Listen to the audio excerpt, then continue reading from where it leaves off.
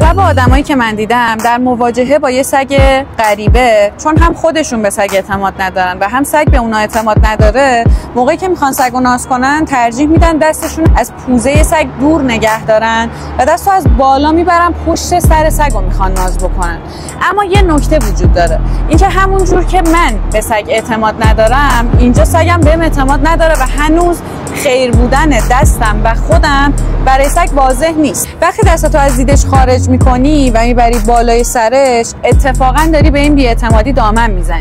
حالا اینم بهش اضافه کن که اغلب اینجوریان، دستو میبرن بالای سر سگ و هی از اون بی‌اعتمادی خودشون دستو هی میکشن، هی اینجوری میکنن و اتفاقا این عمل میتونه یه رفتار تهاجمی تو ذهن سگ تلقی بشه، حتی میتونه احساس ناامنیش رو بیشتر کنه.